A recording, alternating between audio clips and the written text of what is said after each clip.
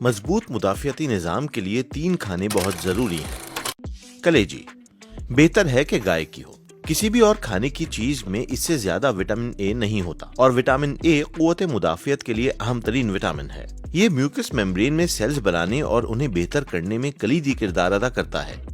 ये आंतों और सांस की नाली में पैथोजेंस और दीगर नुकसानदेह चीजों से दिफा में भी मुआवन होते हैं। विटामिन ए मैक्रोफ्यूजिस की तश्कील में भी मदद करता है। ये फैगोकाइट्स खतरनाक पैथोजेंस को तबाह कर देते हैं। लेकिन कलेजी का लुत्फ सिर्फ एतदाल में उठाएं, ज्यादा से ज्यादा हफ्ते में 1 बार, क्योंकि अगर आप विटामिन ए की ज्यादा मिकदार ले लें तो ये आपकी हड्डियों के लिए नुकसानदेह है। कलेजी का मुतबादिल शकरकंदी है।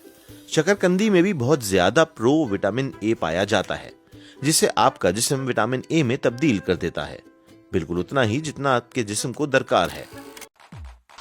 अगली अशिया हैं सूरजमुखी के बीज और बादाम। ये विटामिन ई से भरपूर होते हैं और ये व्हाइट ब्लड सेल्स बनाने में मदद फराहम करते हैं।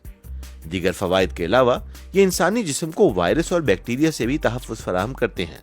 तिब्बी मुतालियात में ये सामने आया है कि विटामिन ई की भरपूर मिकदार फ्लू और नज़ले जुकाम से भी बचाती है, बिलखुसूस उम्र रसीदा अफराद को। अगली अशिया हैं शेलफिश। ऑयस्टर्स और केकड़े जिंक से भरपूर होते हैं और ये इंसान के मुदाफियती निज़ाम की नुकसानदेह चीज़ों से लड़ाई में मददगार होते हैं।